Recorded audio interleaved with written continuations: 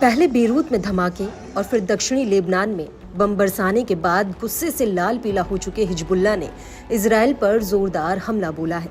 पहले तो उसने तेल अवीव में मोसाद के हेडक्वार्टर पर बैलिस्टिक मिसाइल से हमला किया और उसके बाद फादी 3 रॉकेटों की ताबड़तोड़ बौछार कर दक्षिणी हाइफा में सनसनी मचा दी। लड़ाकों ने कब्जे वाले जिक्रोन में एक हथियार फैक्ट्री को निशाना बनाकर रॉकेट दागे। दूसरी बार हिजबुल्लाह ने फादी 1 रॉकेट हमलों से किरियात मोज़किन की बस्ती पर हमला किया। साथ ही लड़ाकों ने लेबनान के शहरों के पास उड़ान भर रहे 2 इजरायली फाइटर जेट्स को खदेड़ने का भी दावा किया।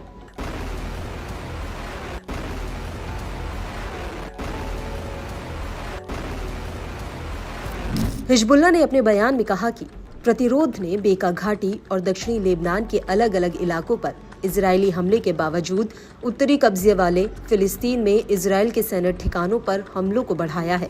लड़ाकों ने रामिया मिलिट्री साइट पर भी हमला किया है। उस पर बने खुफिया जानकारी जुटाने वाले उपकरणों को निशाना बनाया। सटीक हथियारों का इस्तेमाल करते हुए लड़ाकों ने इजरायली के कई हार्डवेयर्स को तबाह किया।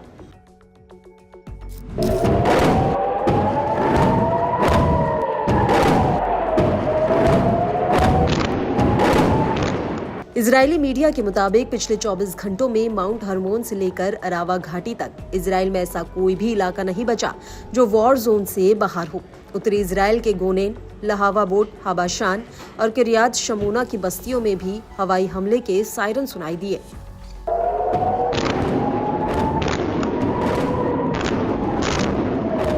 लेबनान के इस्लामिक प्रतिरोध ने फ्रंटलाइन साइट पर सीधा हमला बोलते हुए बिरानित बैरकों पर बड़े कैलिबर के तोपखाने के गोले दागे।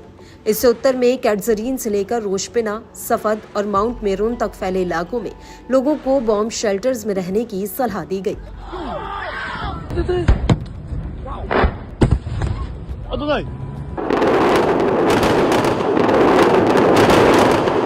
इन सब के बीच इजरायली विदेश मंत्री ने इजरायल और हिजबुल्लाह के बीच युद्ध विराम को स्वीकार करने की संभावना को खारिज कर दिया है। उन्होंने कहा कि उत्तर में कोई युद्ध विराम नहीं होगा। हम जीत और उत्तर के निवासियों की सुरक्षित वापसी तक हिजबुल्लाह के खिलाफ अपनी पूरी ताकत से लड़ते रहेंगे।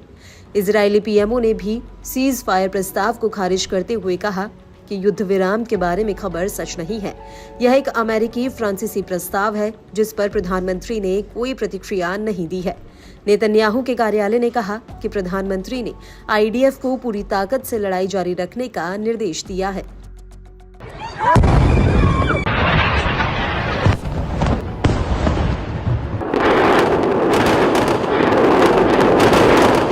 हिजबुल्लाह ने इजरायल के खिलाफ अपने ऑपरेशन को बढ़ाकर इजरायली कब्जे में जबरदस्त तबाही मचाई। इजरायली मीडिया आउटलेट की माने तो इजरायल ने पिछले 2 दिनों में ही अनुमानित $1.7 बिलियन का नुकसान उठाया है। केन के मुताबिक सोमवार को लेबनान पर इजरायल के हमलों से लगभग $173 मिलियन का नुकसान हुआ।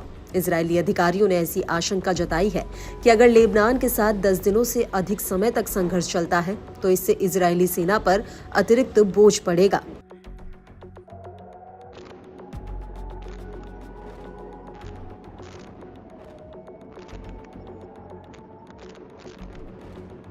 वहीं इजरायली मीडिया ने शिन बेट सुरक्षा सेवा के एक पूर्व अधिकारी के हवाले से बड़ा अंदेशा जताया।